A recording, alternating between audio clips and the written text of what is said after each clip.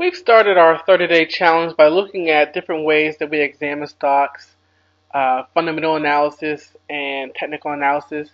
However, if either of these methods work so well, the question becomes, why do the majority of traders fail?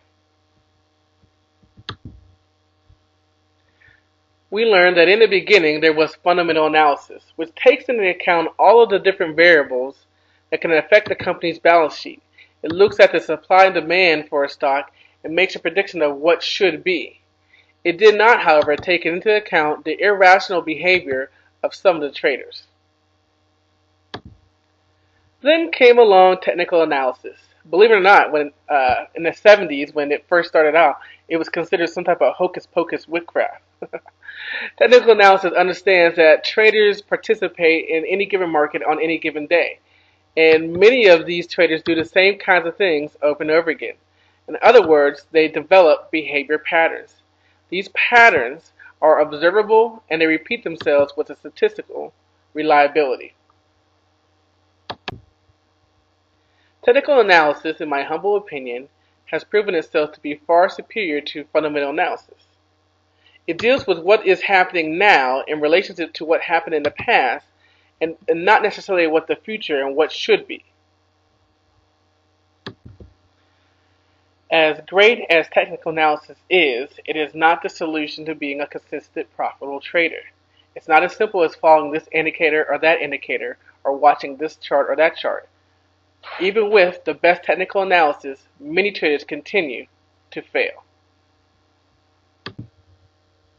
You see, there's a big difference between predicting that something will happen in the market and actually pulling the trigger and entering and exiting trades based upon what you see. Mark Douglas, the author of Trading Accendo, calls this the psychological gap. And this gap can make trading one of the most difficult endeavors that you can ever undertake. Being able to see something and actually enter that trade based upon what you see seems simple enough, but it's what separates successful traders and those that lose money. What separates the best traders from those who struggle is not the latest technical indicator or more market knowledge. These successful traders simply have learned to think differently about how they interact with the market. As a part of technical analysis, we all attempt to learn how to identify buy and sell opportunities. However, learning these signals does not necessarily mean that you have learned to think like a trader. The defining characteristic that separates the consistent winners from everyone else is this: the winners have attained a mindset, a unique set of attitudes that allows them to remain disciplined, focused, and above all, confident in spite of the adverse conditions.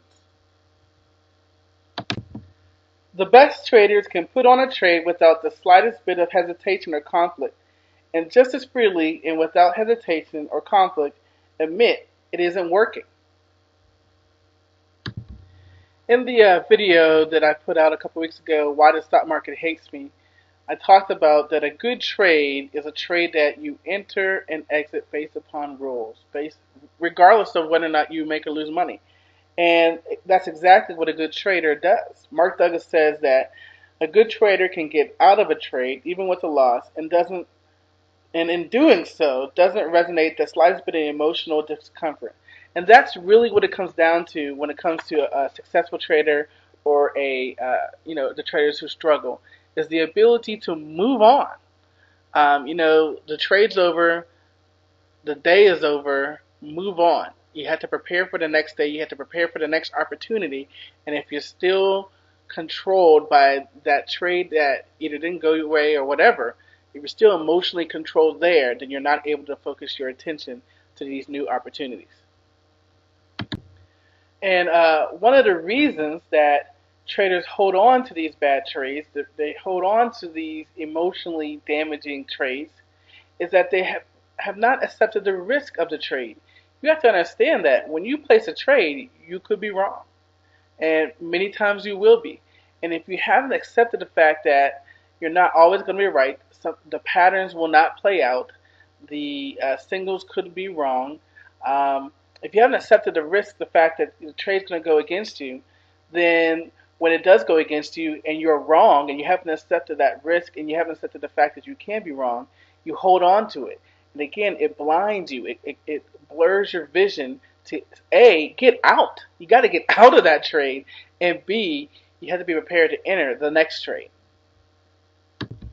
Mark goes on to say in Trading in the Zone that 95% of the trading errors you are likely to make, causing the money to just evaporate before your eyes, will stem from your attitudes of being wrong, losing money, missing out, or leaving money on the table.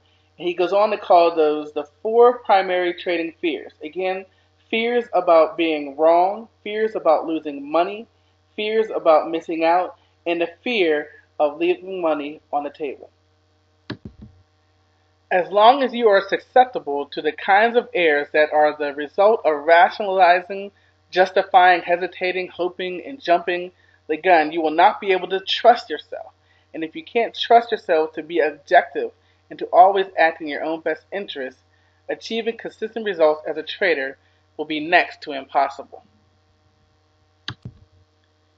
As we bring part 1 of our Psychology of Trading video, we basically learned today that what separates the consistent traders and those who are not is the ability to understand how we as traders interact with the market. These successful traders have developed the right mindset. They are able to enter and exit trades without fear. They're able to continue to move on from one trade to the next and continue to see all the opportunities that the stock market provides and not hold on to the pain of losing and the disappointment of being wrong. Next, we're going to talk about what are the necessary steps that you have to put in place in order to be a successful trader and how to develop that right mindset.